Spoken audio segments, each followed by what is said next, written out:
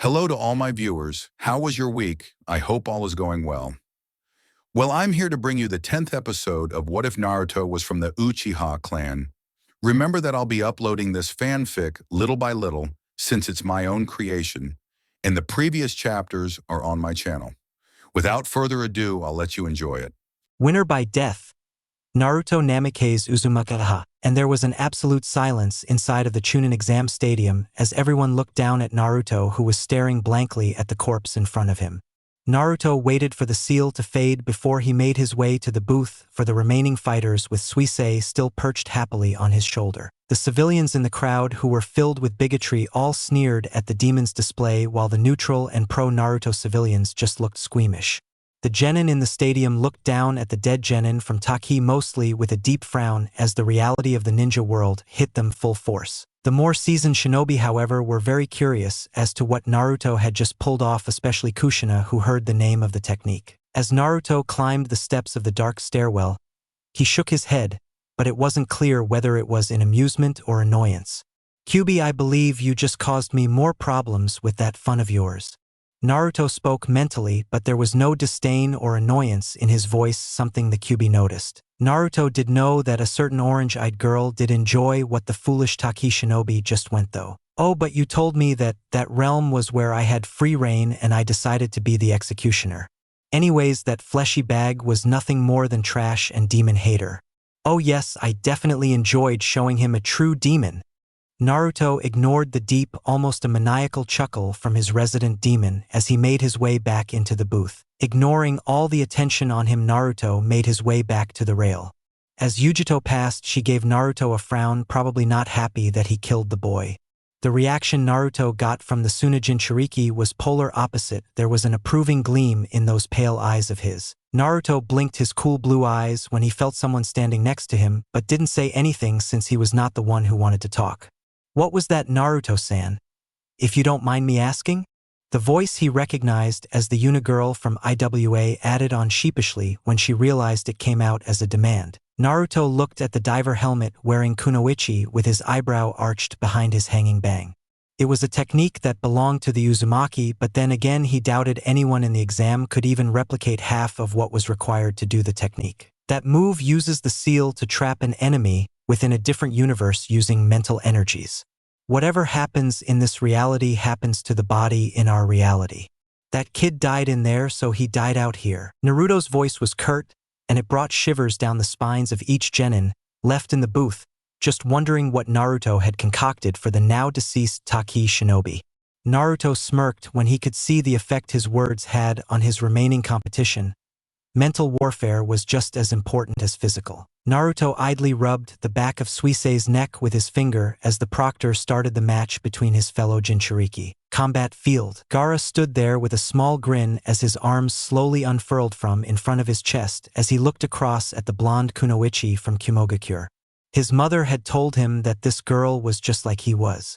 The auburn-haired Jinchuriki then knew that he had to measure his existence against this girl. Then, when he proved that his existence was stronger than her blood would join the collection that saturated his sand. Then and only then could Gaara say that he was alive and that no one could ever eliminate his existence. His existence would be validated by the blood of his foe. Weary would be a gross injustice on describing how Yujito was feeling at being around the mentally unstable genin from the hidden sand. The Nibi had told her that the one tail was always a little unstable and was more than likely affecting the young shinobi. The bloodlust Gaara was emanating was physically unnerving, and the feeling only intensified when she got closer to the epicenter. Gaara. Yujito could vividly remember how Gaara tried to kill, exterminate each of his opponents thus far. Yujito didn't want to have to be put in the situation where she was the mercy of the bloodthirsty Jinchuriki. Channeling the energy needed to her leg, Yujito struck first. Fire release. Extreme heat whip. Gaara's bland eyes watched impassively as the stream of fire lashed towards him with murderous intent. Gaara didn't bat an eye as his sand flew from his gourd and shielded the young man from the heat and burns that the attack would result in. The chakra infused in the sand kept the fire from turning the sand into glass, but Gaara, in his battle manic mode, didn't care in the least. Once the sand cleared from the shield, Gaara commanded it to rush forth to quell his craving for the red life liquid of his enemy, which the sand did faithfully. Yujito, much like the cat from hell, sealed inside of her, hissed at her opponent's sand-based attack, sliding back as the sand crashed down after her. Yujito replaced herself, leaving the sand to crush the log that took Yujito's place. Speeding forward, Yujito tried to send a side kick towards Gaara's head, but a wall of sand interfered. Cart-wheeling back, Yujito saved her shin from being turned to nothing as the sand attempted to grab her leg. Yujito frowned, seeing just how formidable her opponent's defenses were. It was one thing to see it when he fought Lee, but it was another thing entirely to experience the sheer stopping power fist hand. The ground behind Gaara, which was now firmly grinded into a fine powdery sand, was being manipulated by the youngest of the sand waterfall siblings for his next attack. Yujito watched as the sand was elevated into the sky above as the original sand went back to defend its owner. The cloud of sand formed overhead and small lumps started to form and project in the cloud. Sand drizzle. Then those lumps started to fall like small drops of rain drizzling on top of the blonde Jinchuriki. These small drops, though, were much quicker and proved deadly when they cut into the ground. Growling, Yujito began the signs for her next jutsu and counter move to the sand-styled rain cloud. Fire release, Hellcat stream. A small, blue stream of fire shot out of Yujito's mouth, swallowing up the drizzling sand and continuing on towards the cloud lingering above. Yujito's blue eyes watched on as a few glass orbs drop from her fire stream, shattering upon contact with the ground. The fire quickly swirled around the cloud, creating a blanket of glass that shined in the intense sunlight. Yujito leaped back to keep from being punctured by the falling, jagged glass, while Gaara's sand just caught it and threw it at the wall, which was where the proctor happened to be making Genma leap away. The sand from Gaara's personal stock formed into small shuriken in front of him, getting Yujito to tense in preparation for the upcoming barrage.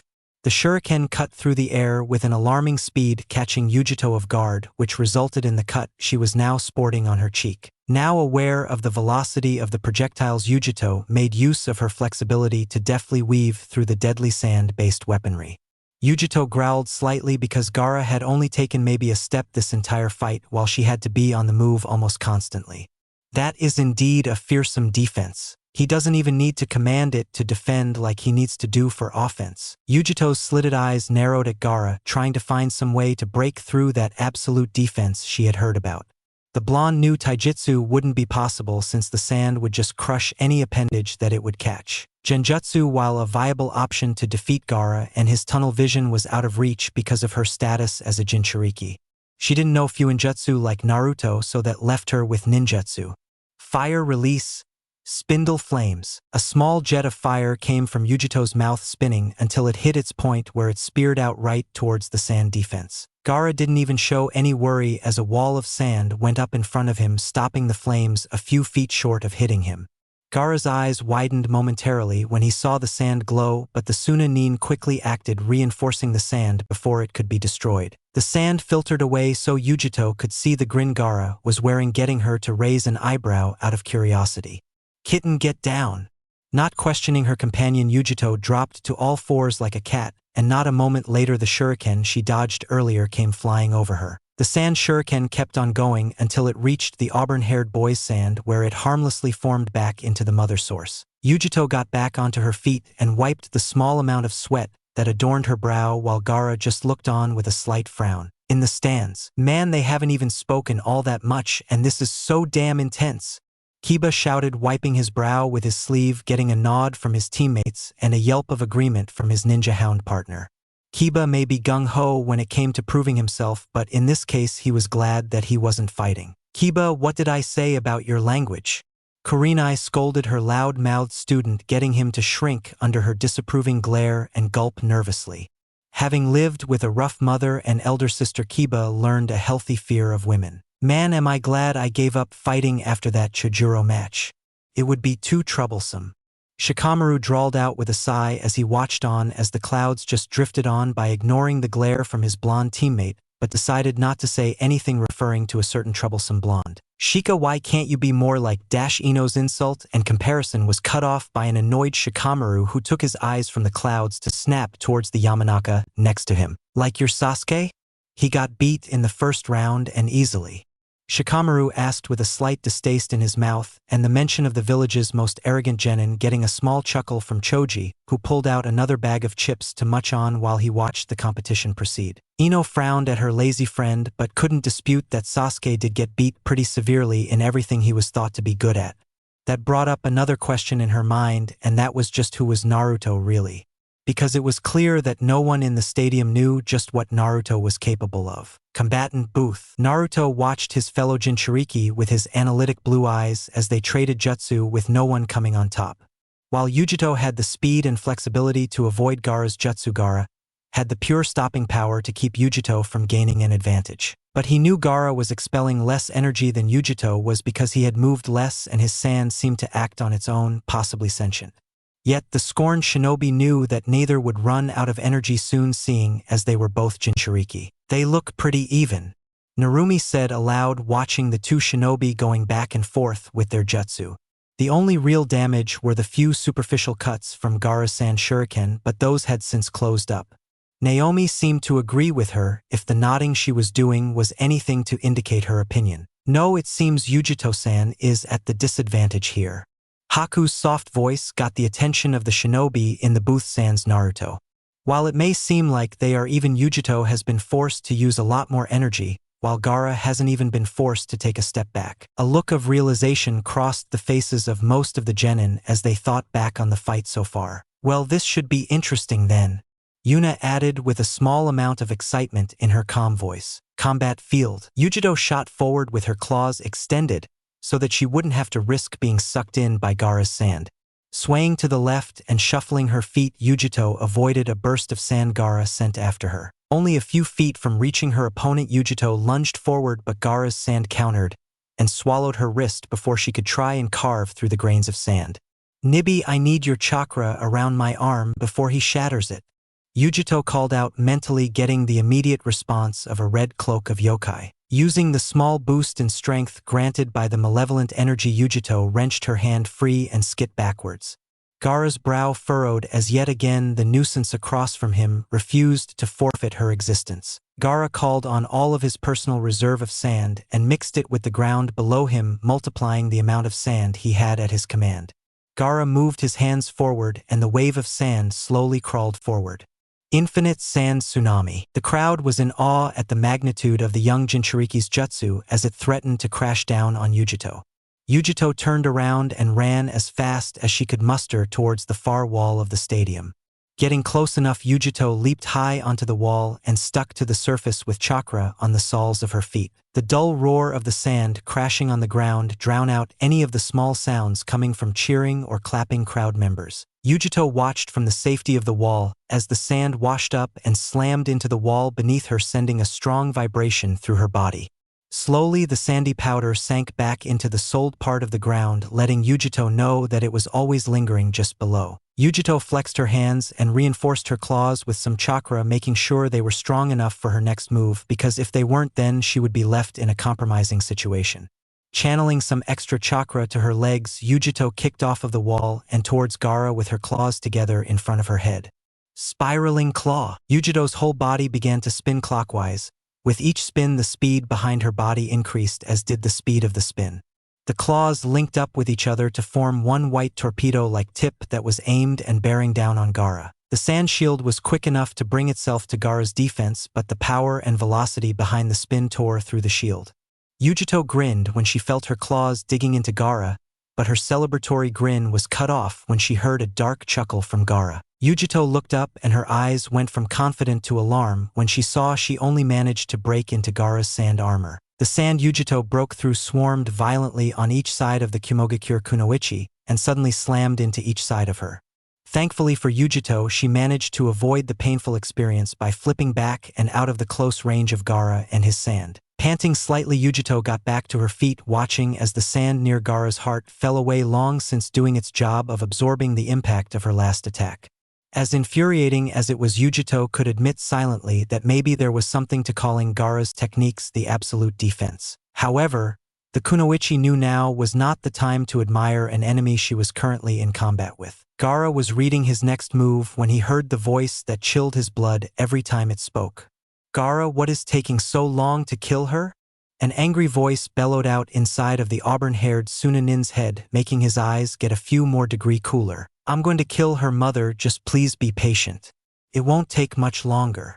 Gaara's usual dark voice sounded nothing more like a child seeking acceptance. Gaara was able to stop from cringing when he heard a deep scoff from the recesses of his mind. Gaara waited what seemed to be a millennia before he got a response from his mother. Gaara, you don't want to make me angry. Your mother, but that's okay because you can use my power to kill this nuisance. Just like always.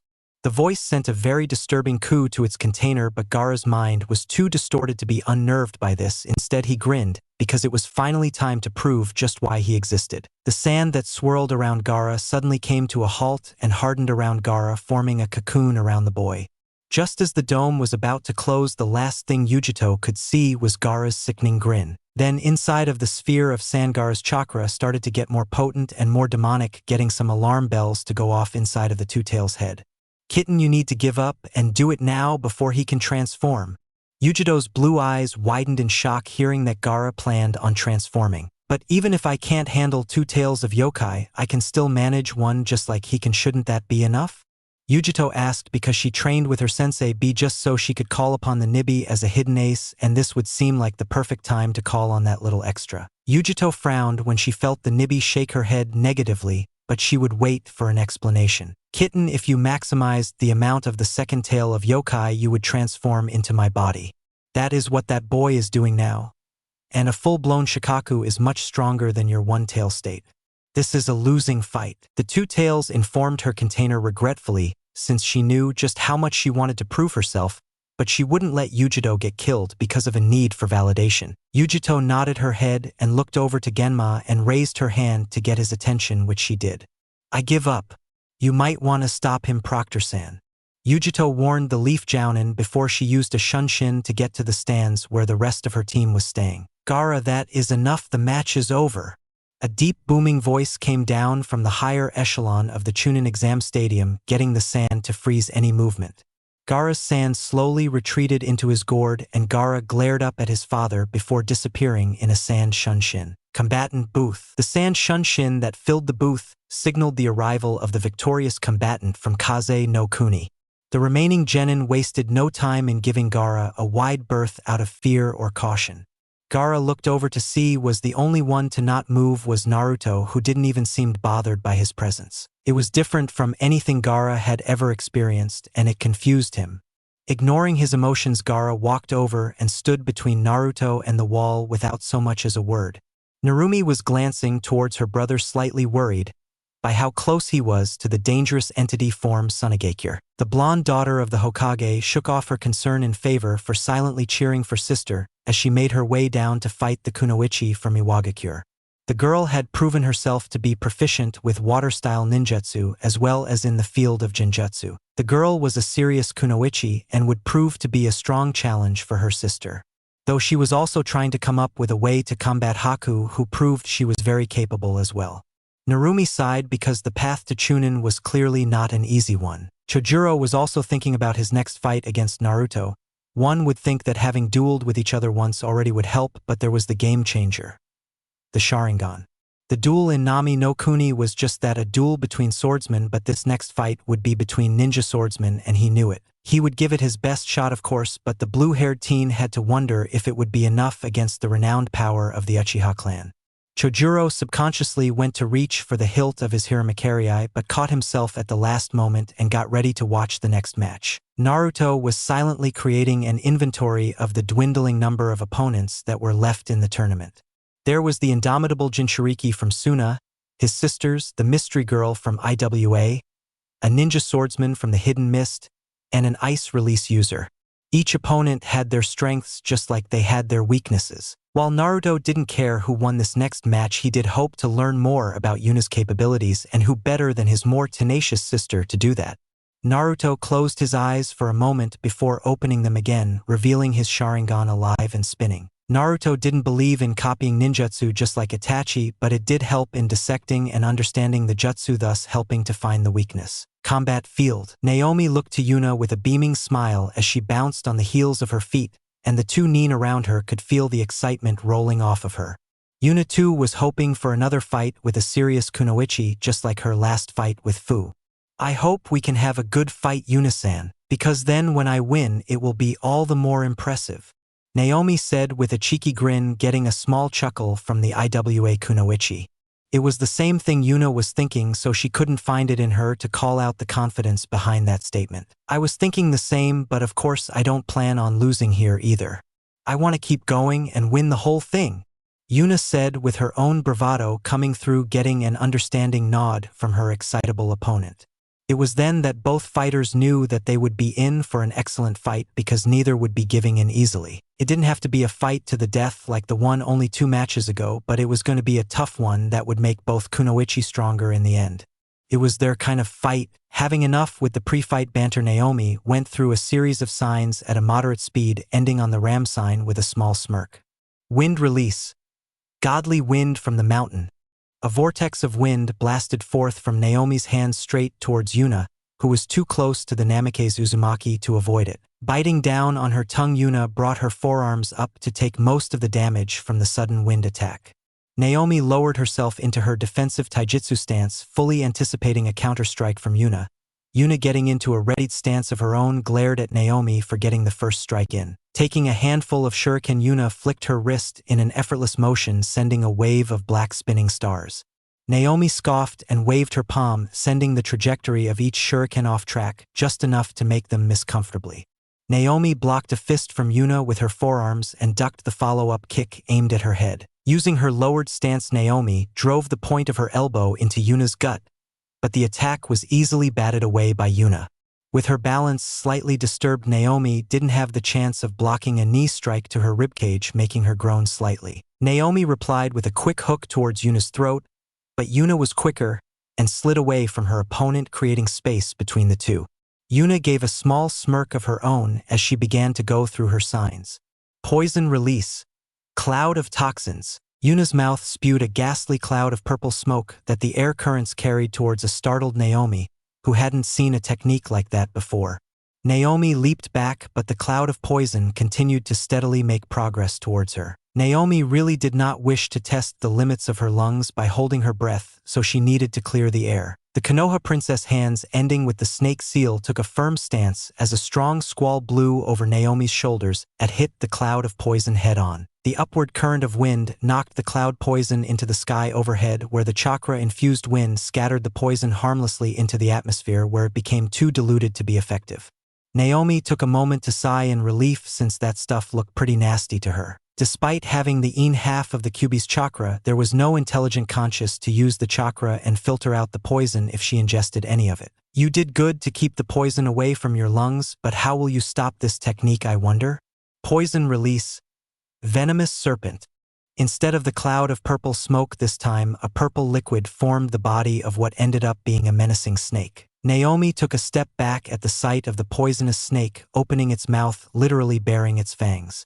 Coiling around Yuna, the snake hissed, then lunged at a Naomi, who brought her hand up into the clone seal, creating a Kage Bunshin that saved Naomi by throwing her off to the side and out of the range of the snake's jaw. What do I need to do to kill that thing? It probably can form back if its body is made of a liquid, and that is a problem. I guess I can try this. Creating 3 more shadow clones, Naomi had them put their hands near the side of its body while it tried to reform its head. The 3 clones started to redo the first step of wind manipulation, but using the snake's body instead of a leaf. It took a few moments even with 3 clones, but eventually a clean cut appeared down the center of the poison snake, leaving the 2 halves to splash down on the ground. The 3 clones then dispelled with pleased grins on their faces. Yuna raised one of her eyebrows when she saw her snake just get split down the center. Ignoring her confusion, Yuna held her last sign and channeled some chakra, and the snake started to reform. Naomi appeared behind Yuna and kicked the IWA kunoichi straight in the back, sending her crashing forth, releasing her hold on the jutsu. Naomi grinned at Yuna when she got up and sent a glare her way. Yuna rubbed the swell of her back before dropping back into a more alert posture. Yuna was glad that Naomi had not disappointed her by not providing a challenge, because this was what she came here for. Oh, I was totally right about you being a good fight. After my first fight, I wasn't sure what to expect after fighting that Odo girl, but you and Fu have really made this trip worth it. Yuna said happily as she rolled her left shoulder with a large grin. Yuna, taking a few moments to take a breather, which Naomi did as well, looked back at her opponent. The feeling is mutual. I haven't had this good of a fight since I had an intense spar with my sister after our first A-rank mission, Naomi admitted, cracking her knuckled with an excited grin plastered on her face. Her violet eyes were alive with happiness and an intense determination. She wouldn't lose because this was just too much of a fun battle for it to end with a loss. Combatant booth. Naruto watched on keenly as Yuna created her poison jutsu, noting how she changed the state from gas to liquid seamlessly. It was different from the few people he had encountered with poison release who just stuck to using it as a cloud of smoke, but then again they didn't call it the poison release. If anything, Naruto was glad that Naomi forced more information out of Yuna because it was slowly making the picture all the more clear. Narumi tightened her grip on the railing as she watched her sister avoid the hazardous snake of poison by using her Kage Bunshin. Her lips twitched up into a smile when she used her training in splitting a leaf to cut the serpent in half, giving her time to strike at Yuna. Her worry was washed away when her sister's eager attitude came back full force even in the middle of her fight despite the danger. Haku glanced down to see how the snake was consisting of a liquid substance that made the ice wielder wonder if she could possibly freeze that liquid. Then there was Naomi, who was using wind that could possibly cut through her ice mirrors now that she actually had some training in the element. Just like Samui's storm element was dangerous but was beatable because of Haku's advantage in wind over lightning. Gaara looked down at the two fighting in the arena and was making plans on how to kill them should either of them end up fighting him. Their blood, no matter whose it was, would run across his sand because both he and his mother were tired of being denied the blood they craved, the blood that would validate them. Naruto shook his head when Suisei asked him who he thought would win, since unlike others Naruto would refuse to jump to conclusions on a blind faith. He didn't have the proper information on either of the fighters, so any judgment was reserved for a later time in the future. Combat field. Naomi flowed her chakra to her right hand, creating a small blue chakra flame, but that was just the way the chakra showed it was present. An exact copy of Naomi came into existence and started to claw the space over the energy, randomly compressing into a spiraling sphere of chakra. The citizens of Konohagakure cheered, seeing one of their princesses using the fabled jutsu of their beloved Hokage. Not that Naomi or Minato really cared for their praise after their ugly display on day 2. Naomi grinned and burst off her back foot, accelerating quickly enough to close the distance between she and Yuna. Rasengan. Naomi drove the spiraling ball of pure chakra into Yuna, driving her into the ground with a powerful force. The ground exploded behind the powerful blast, knocking dust and rocks into the air around Naomi, hiding her from view. When the smoke cleared, Naomi was on the ground with her palm inside of a crater created by the powerful technique. Naomi sighed and ran a hand through her vibrant red locks, looking around for Yuna.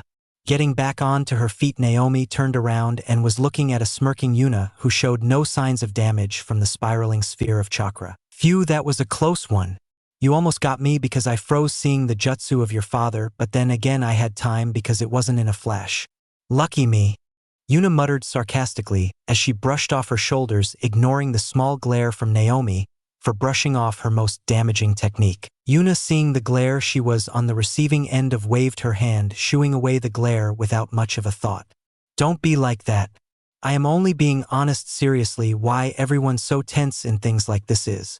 Yuna asked with a small sigh as Naomi didn't relent with her glare. I can tell you really want to shut me up, so why don't you come and try it? Yuna goaded Naomi with a cheeky grin, getting a growl from her red-headed opponent. Yuna didn't have to wait long as Naomi rushed forward with her fist cocked back, ready to do harm to Yuna. Yuna easily leaned back, avoiding the fist thrown at her neck, but was blindsided by a kick to the ribs, making her wince from the jarring impact. Yuna slammed her elbow against the shin of Naomi, making her cry out in pain and retract her shin. Naomi twirled around and threw 3 punches into the ribs on the other side of Yuna's body with a ferocious intensity. Hissing in pain at the first few punches, Yuna turned to face Naomi and caught her fist smashing her helmet against Naomi's head, taking advantage of her headwear. Naomi stumbled back a few steps and would have fell over if Yuna wasn't holding her up by the arm so that she could deliver a rising strike to her gut. Naomi lurched forward, gasping as the air left her lung. Not wanting to be a punching back, Naomi stomped on Yuna's foot, making her leg buckle under the pain. Naomi took her opponent from a Wagakure's wrist and twisted it, making her cry out in pain, thus freeing her own arm. Each kunoichi took a pause to nurse the sore areas on their bodies from their opponent's strikes during the hand-to-hand exchange. Naomi wondered what she could use to put down Yuna because aside from her playground of the Twister Jutsu, but that would take too long to set up and Yuna wouldn't give her the time she would need. The Rasengan was an option for a quick knockout, but she would need to use a distraction or Yuna could easily avoid the wide motion of the chakra sphere. Well, I need a distraction, so I guess I will need to use some shadow clones. Yuna, whose hands were resting on her sides, also was going over how she could end this fight before she had to use more chakra. It was clear that Naomi had a counter to both her poison and water release by utilizing the wind element's cutting properties. Sighing in disappointment, Yuna brought her hands up to the tubes that had green liquid flowing through them lodged in the docking ports in her helmet. Twisting them free, she pointed the ends towards Naomi, who had stopped just before she had to make a quick dash to avoid whatever Yuna was planning. Flaring her chakra, the poison release user sent the green liquid shooting from the tubes towards Naomi. Acid release. Abrasive imprisonment. The acidic liquid quickly formed into a circular dome-like jail cell that surrounded Naomi, keeping her in place, glancing around hurriedly for a means to escape. The green liquid dropped onto the ground, instantly killing any grass that it came in contact with. You should be very careful in their Namikaze, any drop from the acid will burn straight to the bones. Yuna's sing-song voice caught the attention of her prisoner. True to her word, a small drip landed on her ninja sandal and slowly began eating at the fabric. Acting quickly, Naomi removed the shoe before the acid hit her skin. Naomi thought about blasting the acidic structure with her wind, but then realized that it would spread the acid and possibly hit her body, which most certainly be fatal. Naomi saw the drops were getting larger and more frequent, meaning she didn't have time to formulate a plan. Sighing softly, Naomi raised her voice that she could be heard. I forfeit. Yuna nodded her head approvingly, and the acidic structure lost its chakra, and it slowly lost its green hue till it was just water. Naomi let out a relieved breath and stepped over the puddle of water towards Yuna, where they shook hands with a promise to fight once more, of course, under more friendly circumstances. Winner by forfeit, Yuna Nara, Kagebuth. That was an excellent match, if I must say so, came the proud voice of the wise, elderly Earth Shadow, who saw no reason to try and hide his nationalistic pride, seeing how one of his own beat one of the Yellow Flash's daughters in Konoha. Closing his eyes, the Tsuchikage nodded his head in agreement with his own statement. Tsuchikage Dano, may I ask for you to explain what the acid release is? I mean, you did have me explain young Kakugio's abilities. May finished with a polite smile as she looked over towards her peer from the land of Earth. The Tsuchikage grumbled, cursing his own curiosity, but found no harm in some gloating. Yuna's father came from the clan of poison release users here in Hai no Kuni. He settled within our village and married a Jounin woman who had a fairly power-water affinity. The two genetics linked where the ratio of poison to water ended up creating the acid release. The Tsuchikage gave the bare minimum of the story, not finding the need to tell them that Yuna was not in a clan. It wouldn't hurt to let his peers believe that there were more acid release users living in Iwagakure. Minato released a small sigh, clearly disappointed that his daughter had lost, but was glad that she was unharmed. A victory or a loss meant nothing if the safety of his daughter came into question.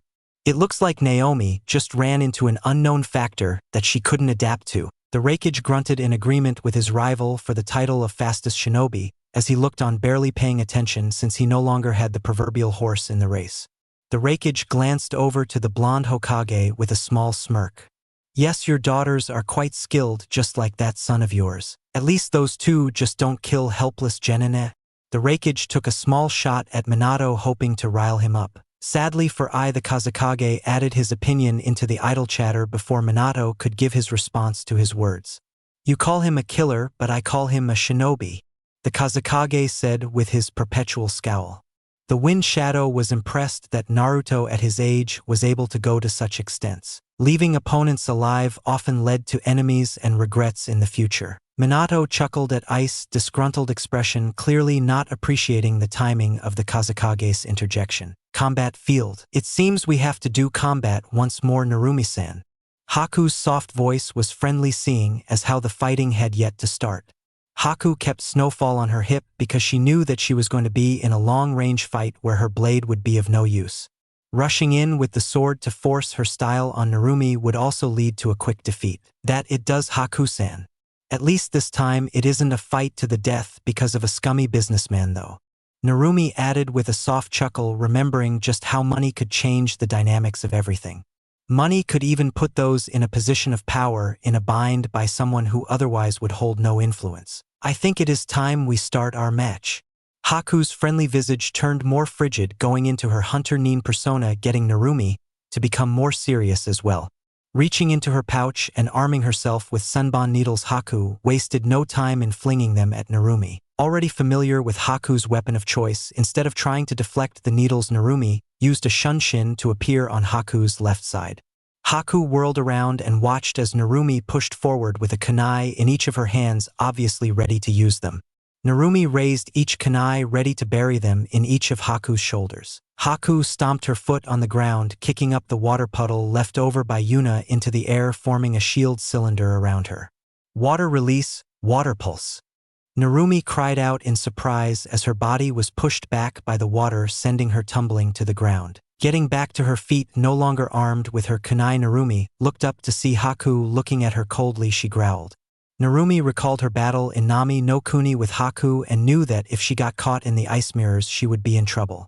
Shaking her head, Narumi focused back in on the present. Water release, water javelin. Narumi made use of the water already provided, using her chakra, using the water to make a deadly javelin. With a flick of the wrist, the javelin sped forward towards Haku, and when it looked like it would hit her, the ice release user jumped back into an ice mirror that she created to make a quick escape. Narumi tensed, seeing the reflection of the Kiri Kunoichi in the mirror like she was the first time in Nami. Slowly, the upper half of Haku's frame came out of the mirror as needles of water levitated in front of her. Hayatan. Ice needles of death. The needles of water quickly froze over, creating deadly ice needles that Narumi knew all too well.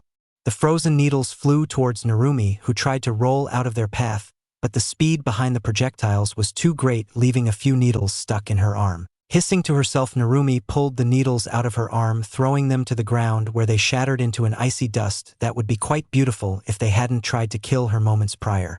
Cracking her neck, Narumi regarded the ice kunoichi with a heated glare, not happy being a pin cushion. Haku propelled out of the ice mirror towards Narumi, throwing an open palm strike at the Konoha Nin's neck. Narumi managed to maneuver herself so that the blow only hit her shoulder, providing a minor discomfort. Narumi manipulated her hair to wrap around Haku's waist, pulling her into an uppercut delivered to Haku's delicate jaw. Haku's head snapped backwards, then she was slammed into the earth below the two by Narumi's blonde hair. Just when Narumi thought Haku to be incapacitated, the fake hunter, Nin, launched the soles of her feet into Narumi's stomach, sending Kunoichi into the air. Haku jumped away, creating space as Narumi landed back on her feet, holding her stomach with a small glare. The two Kunoichi continued their silent standoff. Haku threw another handful of senbon towards Narumi with a frightening accuracy, striking Narumi in spots that disabled her left arm.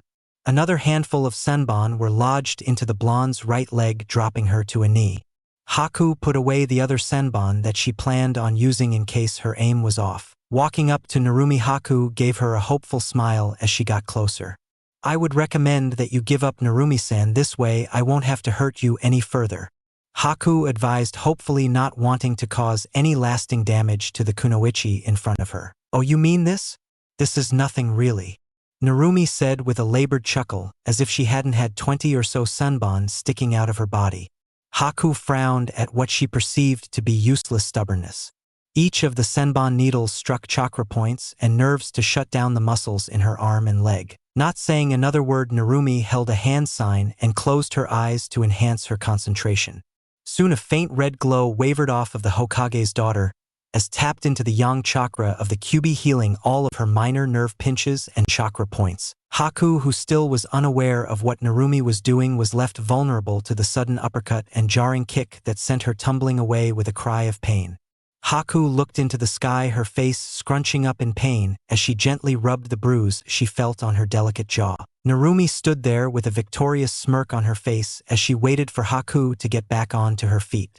Haku looked over at Narumi with her brows furrowed and a confused expression on her face.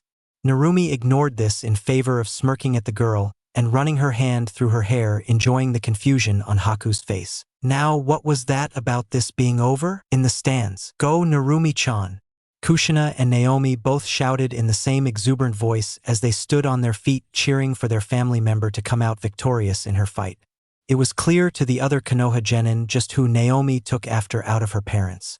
Kakashi just smiled used to excitable Namikaze Uzumaki's. Guy and Lee were both looking at the two shouting women with fiery expressions, both spandex wearing shinobi clenching their fists. Tenten and Niji both inched away already knowing what was coming from their teammate and sensei. Yash, they are both so youthful, Guy sensei, Lee cried out, passionately getting an equally positive response from the youthful jounin. Narumi has gotten a lot stronger since the mission to Wave. Before not even the three of them could really harm Haku-san, but now she can hold her off all on her own. Sakura commented seeing just how much her teammate had grown over the past few months. It also fueled her desire to train more with Shizune and Tsunade once her arm was healed up efficiently. Jiraiya, who was still lingering around the top ring of the stadium, was glancing down towards his goddaughter with pride gleaming in his eyes but was still watching each and every mistake she was making so that they could begin to correct what could be exploited. But let it be said that the white-haired man still really wanted to perform his research. Combat field. Narumi and Haku both were slouching slightly as they tried to catch their breath after another intense exchange between the two. Narumi was thinking just what she needed to do to catch the speedy kunoichi, while Haku was wondering what she had that was strong enough to put down Narumi. Both decided they needed more time and lunged forward throwing a fist, but one strike was blocked by the other's fist, creating a slight cracking noise. Both girls winced and leapt backwards, trying to shake the feeling back into their fists. Taking a deep breath, both girls knew that any more taijutsu would be a pointless endeavor. Narumi started to gather her chakra to call on her next move, which she hoped would catch Haku, disabling her. Going through the seals needed to form the jutsu she would use for her next move. Water release. Water dragon. The dragon released a watery roar that sounded like a deep gargle before speeding forward to trap Haku within its maw. Narumi eased herself onto one knee, watching as her watery creation was brought forward with a driving force. Haku gasped and used a shunshin at the last possible moment, making the dragon splash into the ground, losing its head. Haku came back into Narumi's vision on the other end of the stadium, with her eyes half glaring at the dragon as it formed back and went back to swaying behind Narumi's back. Haku ignored the intimidating sight as she went through her own hand signs at a furious pace in an attempt to protect herself. Hayatan. Tundra dragon. Much like Narumi's water dragon, a light blue dragon made of ice started to be crafted behind Haku's back. The dragon howled, forcing an icy breath up into the sky, making the spectators on the rail shiver from the temperature drop. The Ice Princess locked eyes with one of Konoha's guardian princesses, both showing a tremendous amount of determination in their respective eyes. The water dragon released a watery growl, which the ice dragon responded with another chilling roar. Whereas the water dragon's movement was followed by a swish, the ice dragon's body scratched on itself. Both dragons launched from their coiled positions at the same time, rushing for a collision in the center of the field. Just when it looked as if there would be a tremendous collision, the more agile water dragon spiraled around the ice dragon, continuing on towards Haku, leaving the ice dragon on a straight beeline for Narumi. There were simultaneous crashes as each dragon slammed into the wall opposite of them, shrouding the impact site in a wall of smoke. The crowd held their breath as they waited for the field to clear to see who won the final collision. When the smoke cleared, there was a collective gasp as both Narumi and Haku were lying on their chests unconscious. The Kumo Kunoichi, who was the proctor of the match, checked on both of them before signaling for the medics to come onto the field. Clearing her throat, she raised both of her arms into the air, getting the audience to quiet down. The match ends in a draw. Combatant booth. Naruto rolled his shoulders, getting a annoyed caw from Suisei, which made him roll his eyes that were still burning with the Sharingan. Once the combat field was cleared away, Naruto walked past the other three people in the booth and down the staircase. Chojurro watched Naruto disappear and gulped silently because he could feel the intensity radiating off of the Hokage's son. Steeling himself, the blue-haired swordsman followed after his fellow swordsman, ready to do battle. Yuna, who was pretty much recovered from her fight with Naomi, glanced over to the other end of the booth where Gaara stood. The acid release user stood on guard since it was just she and Gaara, and the Jinchuriki was clearly unstable and could attack her at any moment. Just great, they had to knock each other out last match and leave me alone with the psychopath. Gaara paid absolutely no mind to the Kunoichi, who was sharing the booth with him, instead keeping his gaze firmly on Naruto. The auburn-haired boy didn't know what it was about Naruto that put him at ease, but now Naruto would be able to prove himself in this match by winning. That was the only acceptable result in Gaara's mind. Show me Uzumaki. Combat field. The Tomo in Naruto's eyes spun about in a circular cycle as he reached back and readied Twilight for the battle. Chojurro tightened his hold on Hiramakerii as he was lulled into a comfort, but remembering the stage, Chojurro shook away the fog. Naruto was already upon him, with his katana coming down over the top of Chojurro's shoulder. Chojurro hurled Hiramakerii up to fend off Naruto's smaller blade. Not wanting to be thrown off of his center of balance, Naruto spun his body with the momentum. The gray of hue of Twilight filled Chojurro's vision before it fell down to his waist. Chojurro suddenly grimaced when he felt the flesh on his stomach being dug into by the sharp end of his opponent's katana. Chojurro jabbed the pommel of his twin sword into Naruto's shoulder, getting the space he wanted so he could reassess the situation. Chojurro was confused as why he was sluggish enough for Naruto to draw blood on such an obvious move. Chojurro jumped up and brought his massive sword down on the position Naruto was in, but to no avail as the dojutsu using shinobi easily maneuvered himself out of the linear motion. Chojurro slashed out backwards, sending the side of his blade on a direct line towards Naruto, who calmly put Twilight up vertically and braced for impact. Naruto could feel the force being absorbed by his forearms, and knowing his guard couldn't keep the larger sword at bay, he flipped over the swinging blade. While upside down traveling through the air, Naruto slashed at Chojurro's head with his katana with a frightening accuracy. Chojurro's dipped his head to the side, watching as the gray blade swept past his face while Naruto landed back on the ground. As Chojurro turned, he saw a few locks of his blue hair falling to the ground, confusing the Kiri swordsman. With his apparent problems on the defensive, Chojurro lunged forward with his Hiramakerii pointed at Naruto, ready to stab the Konoha nin. Naruto moved to the left, evading the lunging blade, timing his hip check so that as Chojurro passed him, his hip slammed into his ribcage. Chojurro winced and landed on a wobbly base, distracted by the sudden attack. Chojurro lifted his glasses back over his eyes as he charged Hiramakerii with his chakra, getting the sword to glow a deep blue. Soteninpo. Chakra slash. The blue wave of chakra was magnified by the sword, which acted as a conduit. Naruto knew that he would not be able to sever the wave due to the strengthening from the sword. Naruto speared Twilight into the ground and jumped on the hilt of his sword, putting him on an even level with the wave of chakra. Just before the wave could hit him, Naruto used his katana as a stepping stone, jumping high into the air over the chakra slash. Chojurro looked up into the sky, using his hand to block the sunlight from blinding him. Naruto used the sun to make his figure a shadowy silhouette, also forcing Chojurro to deal with the blinding light of the sun. Naruto's hands blurred through their signs, ending on the sign of the tiger. Naruto molded the chakra in his lungs, harnessing the burning feeling that was coursing through his body, funneling it up his throat. Fire release. Grand fireball. The compacted sphere of dark orange and deep red came flying down on Chojurro, who could only see a dark circle coming closer. The shadow broke, allowing Chojurro to see the steaming fireball, getting him to leap away from the spot. He was sparing himself from a fiery combustion. The moment Naruto landed, his hand was already wrapped around the hilt of his katana, pulling it out of the ground. Naruto raced towards Chojurro, who was still on his back foot from leaping away from the ball of fire. Chojurro continued tracking backwards as he went through his own hand signs. Water release. Water bullet. Chojurro cried, shooting a chakra-infused glob of water towards the pursuing Naruto, using his aggressiveness to his advantage. Naruto did not falter in his stride, channeling fine coating of wind-style chakra around his katana, and with a fluid upward cut, he spilt the water bullet in two. Naruto continued forward, then in mid-step Naruto disappeared with no sign of a natured Shunshin, showing how far he had come from using Shursui scrolls he got on his birthday. Chojurro whirled around, slashing behind him, where he was met with a loud crunch. Glancing down, Chojurro found the remains of a substitution log, showing that his instincts were indeed true. Naruto was standing a few feet across from Chojurro, with his eyes narrowed on the blue-haired swordsman from Mizu no Kuni. Naruto took out a handful of shuriken and threw them into the air, going into a series of hand seals. Fire release. Phoenix Sage Fire. Naruto spat out a series of small fireballs that surrounded the shuriken, using his chakra to manipulate the flight of the spinning stars. Chojurro held Hiramakerii in front of his body horizontally, creating a shield from the fiery shuriken, using chakra to keep the fires from expanding and exploding in his face. Once the shuriken were resting against the metal of his twin's word, he swung his sword, sending the shuriken back towards Naruto. Naruto easily wove his way out of the shuriken barrage using his Sharingan.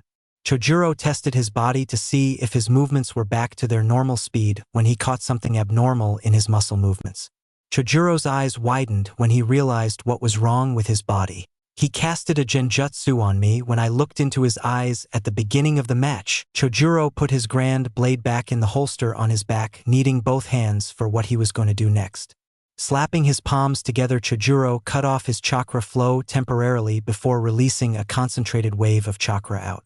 Chojurro glanced back down to see that his muscle movements were no longer altered. It was only thanks to the intense muscle memory training that swordsmen go through that he was able to spot the minuscule change to his body. Chojurro hefted his large twin's word back into position with a grin that showed off his pointed, shark teeth, a trait shared by the swordsmen of the mist. In the stands, it's about time that kid realized he was under a genjutsu, Asuma muttered while leaning back into his chair, ignoring the disturbed frown on Kurenai's face from his smoking habit. Rubbing out the lit end on the arm of the chair, Asuma looked down at Naruto standing there calmly like he was planning every step of the battle. Why didn't Naruto just finish him while he was under the Sharingan's genjutsu? He was never one to toy around with his opponent. Kurenai asked aloud, getting nods from the other Jounin sensei that had Naruto on their teammate at one point. Kiba scoffed at the fact that Naruto was the center of attention yet again. No one knows what's going on in that lunatic's mind, Kiba said, rudely, not noticing that he didn't get the bark from Akamaru as usual because he had hopped into Hinata's lap for comfort. Kiba failed to notice Naomi get behind him and bash him over the head with her fist. "Don't you insult my Nissan dog breath," Naomi shouted with a twitching brow and hair that was swaying like death itself, getting a few people around her to take a step back in fear for their safety. Kushina started to laugh happily seeing her girl act just as she would, while the scarecrow of the group just sweat dropped at his students' antics. Combat field. Chojurro, now knowing his body was back at full operating speed, rushed forward, thrusting Hiramakerii towards Naruto, who moved to evade the stabbing lunge but was caught in the ribs when Chojurro swung the flat side of his blade towards Naruto. Naruto growled at himself for falling for a feint as he used chakra to stop himself from tumbling around the floor. Naruto propelled off his back foot towards Chojurro, slicing down with his katana, but Chojurro's original speed proved enough for the Kirigakure shinobi to parry the direct assault. Breaking the assault, Chojurro swung his larger weapon down, forcing Naruto to drift to left, throwing off an upcoming slash. Naruto and Chojurro continued to thrust and slash their swords, resulting in a clang each time their steel met the other's. Naruto looked to see his vest had a number of cuts on it, all from the past few exchanges with his opponent. Naruto scolded himself for falling behind Chojurro in swordsmanship. Even if he was in a group known for swordplay, it was still unacceptable. Naruto brandished his two-colored katana and began to channel his chakra into the metal of the katana. The white section gleamed brilliantly while the black section glowed menacingly, meeting in the middle where a dull gray was illuminating the blade. Kami Ken no Mai. Severance from the material world.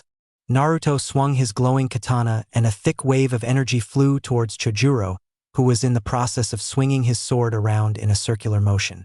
Suddenly, a large hole of chakra opened up in the air in front of Chojurro. The attack from Naruto was swallowed up by the hole created by Chojurro, getting Naruto to narrow his eyes in agitation seeing his attack fail.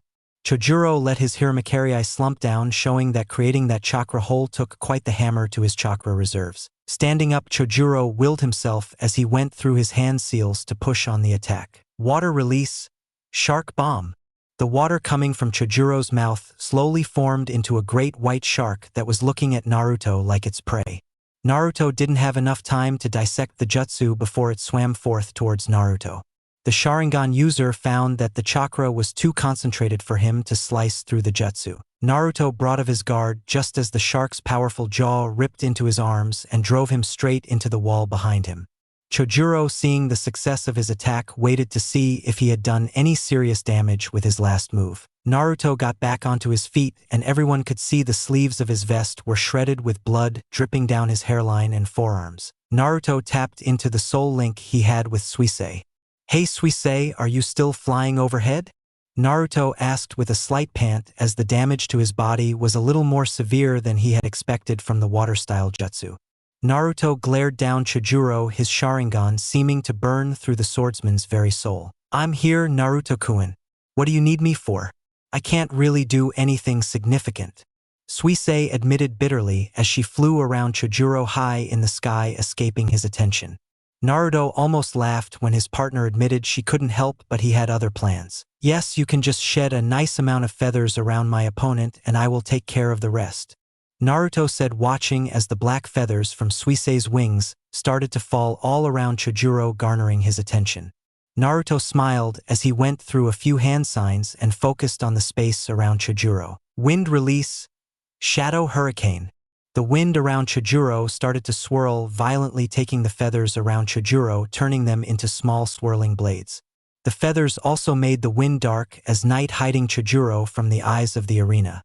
Naruto knew that the feathers would be sped up by his wind release, making them very dangerous. Naruto started to go through the signs for the last step of his plan, his hands ending in the tiger sign. Fire release, grand fireball. Naruto, holding the tiger seal, added a different variation to the traditional fireball. From Naruto's mouth came the constant fire as it sped forward and touched the black hurricane that had Chojurro trapped in its eye. Once the flamethrower came into contact with the hurricane, the two elements melded and formed a huge explosion that caused a lot of smoke to rise into the air. Naruto knew the match was over once Suisei came back and landed on his shoulder, knowing she saw the whole thing. Over near the end of the field, Chojurro was lying on his back with his glasses broken and his clothing charred. There were cuts all around his body, showing the feathers had done their job with the aid of the wind. The symbolic display of Hiramakiri discarded on the ground away from Chojurro signaled the Kirigakure shinobi's defeat. The Suna Proctor stepped back into the center of the field after blowing away the ash of the burnt feathers away. Winner by knockout, Naruto Namake's Uzumaki Uchiha.